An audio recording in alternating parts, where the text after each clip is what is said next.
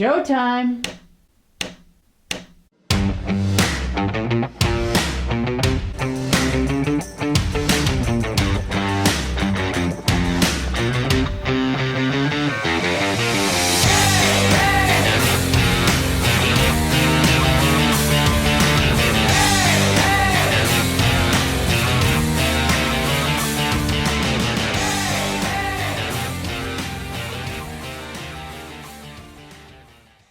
Hi, everyone. Welcome to the Rosie and Bill Show. Our guest this week wears many hats in the music business, and he's worn them well for many years. He is a recording artist, producer, manager, songwriter, and proponent for positivity on social media. Please welcome to the Rosie and Bill Show, Tony Mantor. Tony, it is so nice to have you on the show, finally. It's nice to be here. Yes, thanks for having me. We met you a few years ago back at the East Coast Music Hall of Fame. That was the first time that we met you, and we've been keeping in touch. So it feels like we've known you for a long time, and we really are happy to have you here. I know it's crazy how time flies. We met there, but you had been introduced to me, whether you realize it or not, a few years prior to that when Bobby gave me your CD. Oh, for Trey Bella. Yes, Yes. Oh, I didn't realize that. Small world. yes, it is.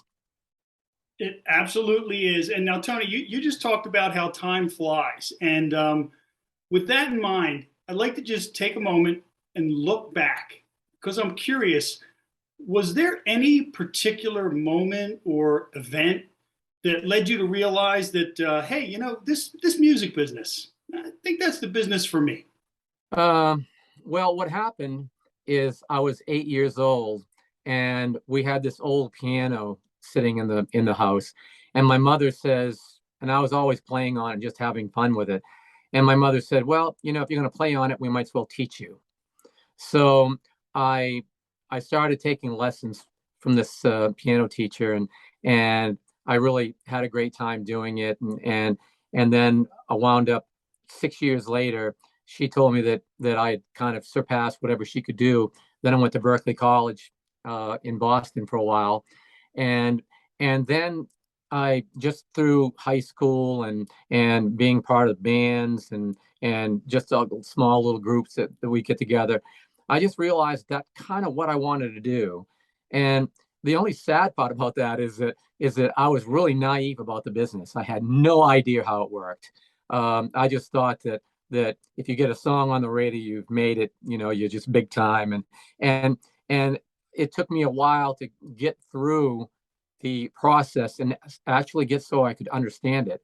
But once I started understanding how it worked, so I could position myself in certain ways, I really fell in love with it. And plus, I just loved music. I loved all styles, and I just wanted to see where it could take me. So you were trained on the piano, and did you learn any other instruments to prepare you? Well, that's it. I mean, when I joined band in high school, I did percussion, bass drum, snare, cymbals, timpani, that type of thing.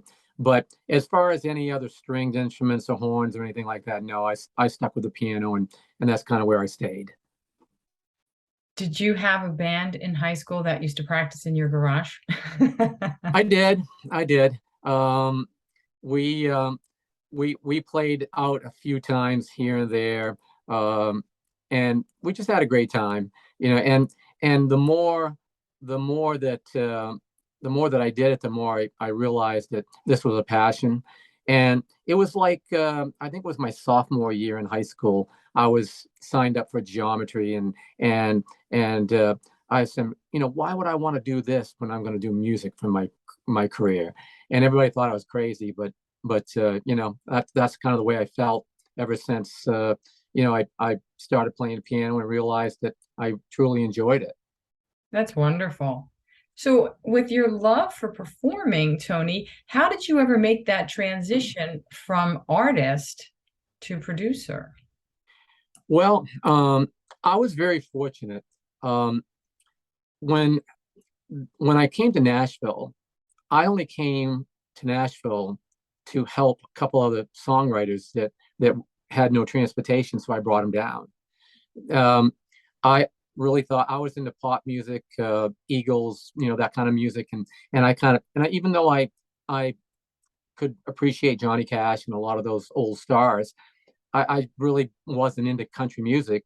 So when they asked me to bring him down, I said, I really basically said, what do I want to go to that hick country town for? I really did, and then when I got here, I saw that it was concrete and steel, just like every other city, and I met a lot of good people. And then from there, I started working with some producers that had done some really big things, and I was very fortunate. I fell into their circle. I mean, Bob Millsap was one of my producers. He he um, he had the song "You Needed Me." He published that for Anne Murray, and he did a lot of big things with a lot of the country stars.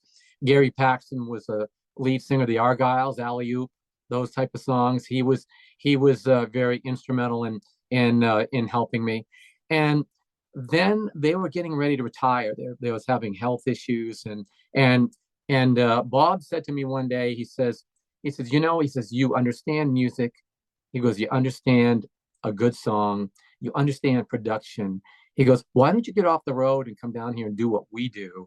And that way you don't have to take and be out to 3 o'clock in the morning doing things. So I gave it a lot of thought, and then I decided that was a good move. So I figured, what could I lose? So I moved 1,300 miles away. I didn't know but a couple of people in Nashville, and started in 1993 doing this. Wow. Well, I'll tell you, that's an amazing story. And one of the other hats, Tony, that you wear is that of a manager. So I've got something that I'm curious about in that regard, and that is, as a manager, is there anything in particular that you look for in a client? Well, the uh, the interesting part about everything that I do is that I didn't go looking for it; it came to me. Um, I was very fortunate. My parents were very very conservative in the way they looked at money situations, and I mean, I grew up on a dairy farm, so we're self-employed. My parents had to look at after every single dime and dollar and make sure that everything got paid. So they were very conservative, and then my mother, they told me every time I went to Nashville, I'd tell them, oh, this has happened and this could happen. I really met this person, and they were like, words are cheap, have to be careful, and all that, and they were very very business minded. Don't just jump into something. Check out, make sure everything is proper. So because of that, when I first started out as a singer, I was handling a lot of my own management. I mean, I talked with the labels, I talked with the producers, I talked with musicians. I mean, I really wanted to know, what was, if I was going to be the cook, I want to know what ingredients was going into that. So I started doing all that, and then when I started producing some of these artists, uh, the one thing that I found that they did not have was good direction.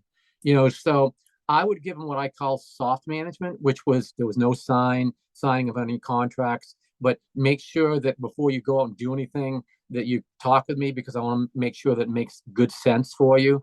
And the more people found out that I was able to do that, the more people that would come to me and say, hey, would you consider managing me? So to answer your question, what I look for is someone that is willing to listen, someone that's willing to learn, someone that has the talent, and someone that's willing to go out and put the work in. Because I tell people this all the time, and people kind of smile and laugh about it, but you can't be a star in the living room sofa. You've got to get out there and work. You've got to get out there and perform. You've got to do the interviews. Sometimes you're going to have to do an interview at 2 o'clock in the morning because it's overseas. You've got to do that. You've got to be willing to put the effort in. And then if you're willing to put that effort in and people see it, then that can change their perception of you and give you more opportunities to have success. Tony, what factor does age play for you in considering a client? You know, it doesn't, because you have to be realistic, because if an artist comes to me that's 50 years old, but they've got talent, they've got possibilities and potential, they've got to understand that, okay, you're probably not going to get a major label that's going to sign you because you're too old. But just because you're 50 years old or 40 years old, or what the magic number might be, but you're not that 25-year-old stick person that the major labels are looking for, doesn't mean that there's not a place for you. Because a lot of my friends that are here in Nashville, that have been stars, that are celebrities, that are, in their early 70s, they're still putting out music. They're still putting out CDs. They're putting out videos, and it's good music. And there's an audience there for that style of music. It's like, I guess probably the perfect example is Donnie Most, because I'm producing him and handling him. And, I mean, if anybody was to look at me and say, well, Donnie's over 60, it's like, doesn't that bother you? But he's a celebrity. He's got people that want to hear him. He's still in the theater. He's still doing movies. He's still doing TV. But the most important part is his music is that Frank Sinatra, Bobby Darin style swing music that there is still a market for. And there's a lot of younger people now that still like that kind of music. So if there's a market for it, it doesn't matter if you're 25 or 40, 45 or 55, as long as you approach it properly and you look like a professional and you're handling it like a professional, then why not? Right. Yeah. And I have to say, Tony, it's really great to hear, because I still remember, as you're telling that story, I remember years back when I was looking into some things musically, and someone said to me, hey, buddy, if you're going to go to Nashville, if your waist or your age, if either one is over a 34, you have no shot.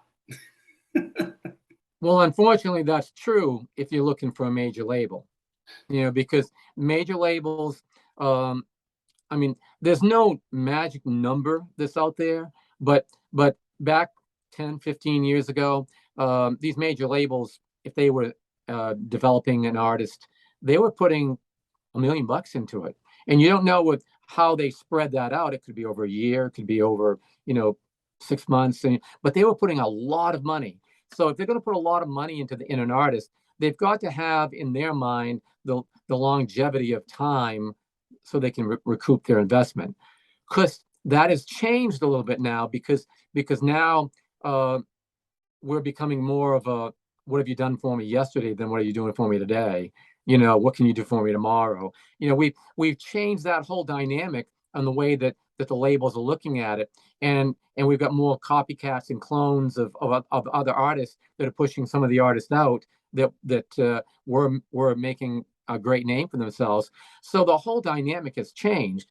But the one thing that hasn't changed is they're still looking for that 15 to 25-year-old that can go out there and knock it out of the ballpark.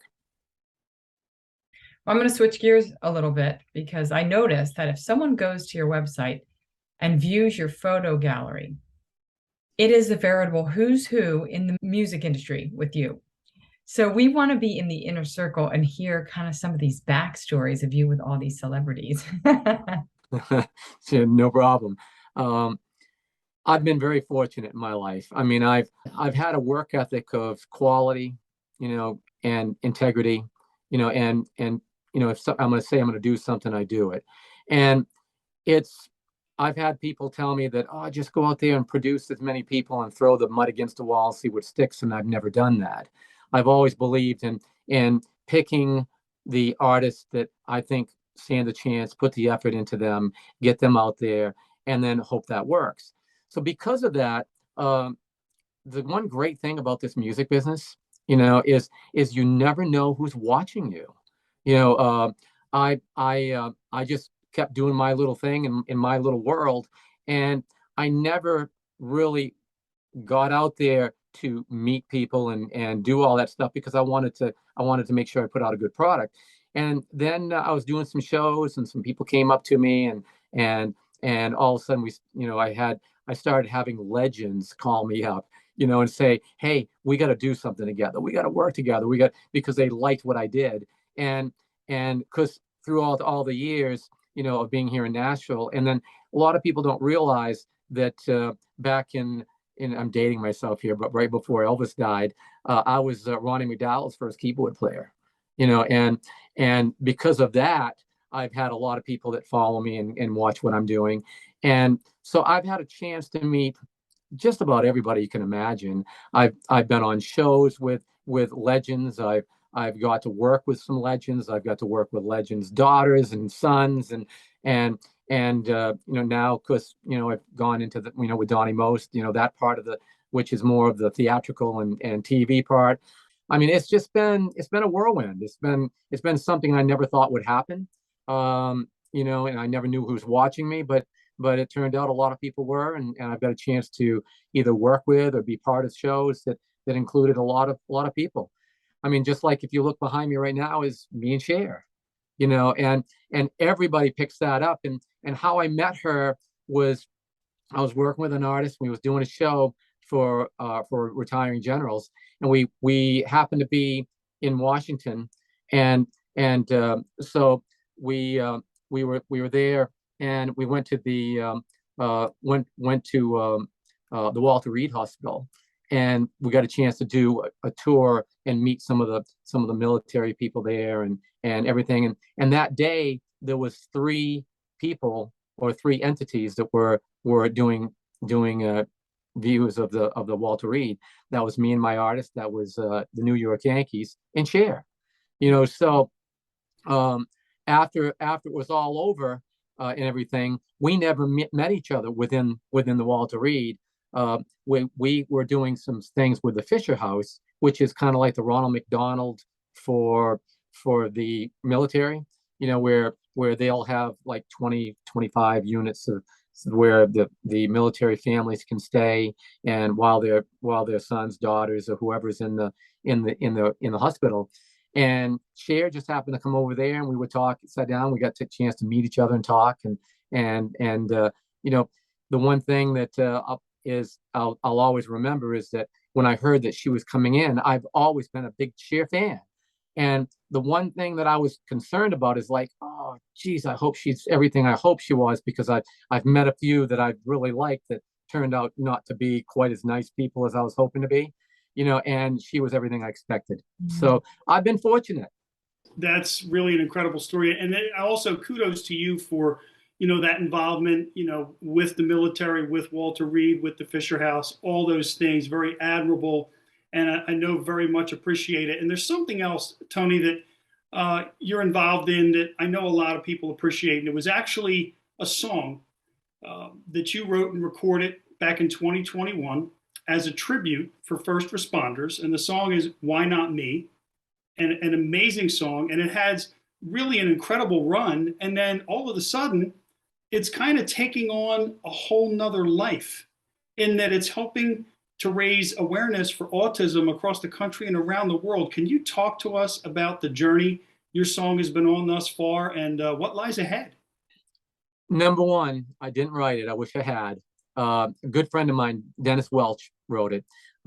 He had written a few songs that he pitched to me, and I actually cut one of them here a few years ago on an artist I was working with. And so I was to back this up a little bit. I was back in 2010. I was telling all my friends, it's like, man, I got to do a CD just for myself to have some fun with it. And I recorded a few songs, but then things got busy, and I kind of put it on the shelf and forgot about it. So 2020 rolls around, and one of my guys calls up and says, well, we got the pandemic going on. We might as well finish your CD. And I said, I'm surprised you remembered that. So he kind of got me going on it. And I said, well, if I'm going to record it, I might as well forget what I did 10 years ago and start fresh. So I started working on songs. And then it was, I can't remember, early spring. I got an email on a Saturday morning from Dennis, and he said, I just finished this song. I think it's one of my better songs I've written. I wanted you to hear it first. So I heard it, and I said, man, this song is everything that I preach on social media. Don't ever give up on your dream. Keep working. It doesn't matter when it happens. It only matters that it does happen. And so I called him up and I told him, I said, I'm no big star. I'm not even trying to be, but I'm recording my own CD just to have a little enjoyment. I'd like to record this because it's everything that I say. It's me. And he says, yeah, go ahead. So I recorded it, and then I added a steel to it, which kind of gave it more of a country flavor, even though it wasn't recorded per se as a country song, but the perception came off that it was more country. So my promoters that I work with around the world, New York, Nashville, LA, and over in England, knew that I was working on my CD. They said, we want to hear what you're doing. So I said, okay. So I just finished Why Not Me. So I sent it to all of them, and they all called me up and they said, you got to release this song. And I said, you're out of your minds. I'm not trying to go back to radio. I'm not trying to be a singer again. I'm not going to go on the road and tour. What is the point? And they said, because there's not another song out there like this that is this positive. And I said, well, okay. So they kind of talked me into doing it. And I said, if I'm going to take and do this, I've got to do it so it can at least bring some awareness for somebody. The only thing is I didn't want to get tied into just one charity, because when you get into large charities, they get all the money, and all these smaller charities, are struggling. They're doing their cook sales and their cookie sales and bake sales and runs and all this to raise money. So I didn't want to just take and do one. I wanted to be able to spread the wealth if I get any wealth.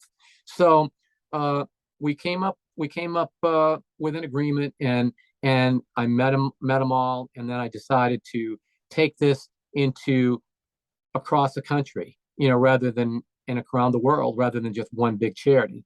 So I've got a video series that we're going to put together now of different cities from around the country and around the world. And we're going to try and really, really bring autism awareness and acceptance, hopefully internationally.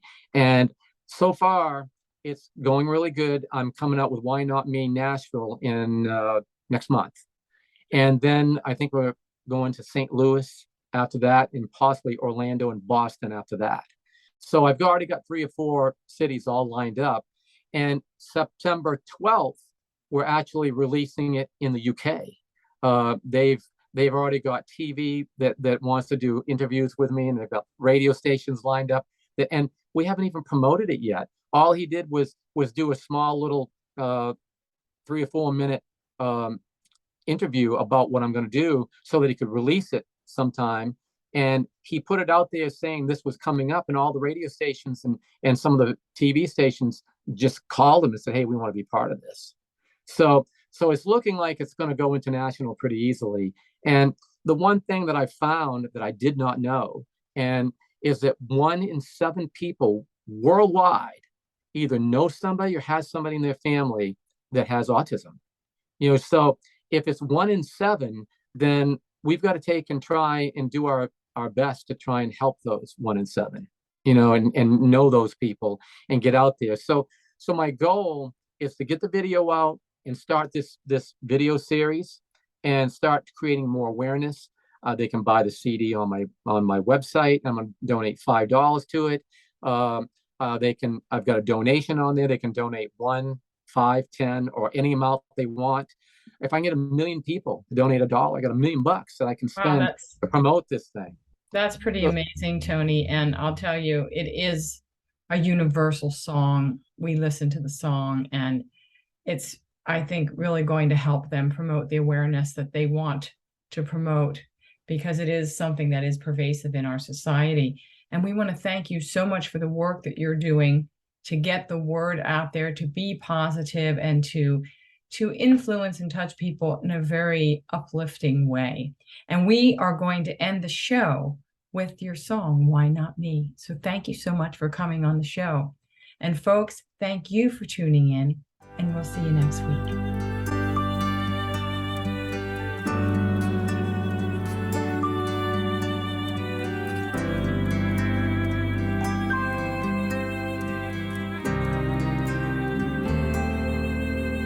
There's a mountain wide and high It reaches halfway to the sky. In my heart, I know that I'm supposed to climb. Well, the fear's down in my soul. Tell me I might lose control. No matter what they say, I'm climbing anyway. Why not me? Why can't I? I'll never know if I don't try. Yeah, I might fail or I might fall. It's just a mountain after all. So why not me?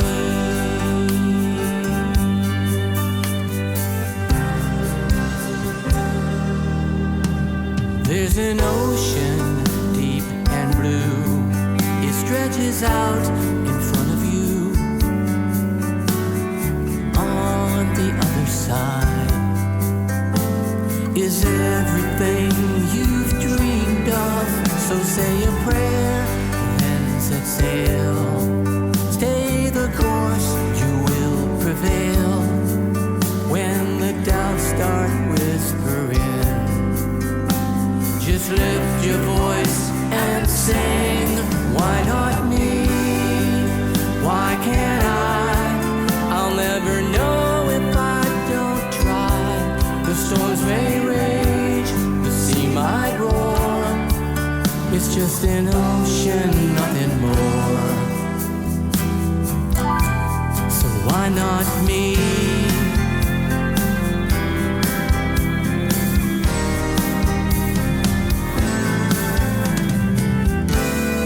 Why not me? Why can't I? I'll never know if I don't try. Yeah, I might fail or I might fall. It's just a mountain after all.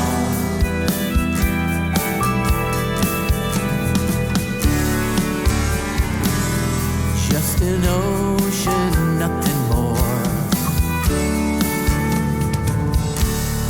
Why not me?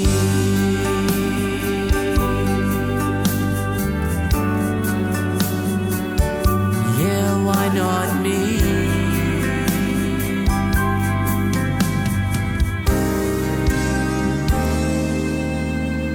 Yeah, why not me?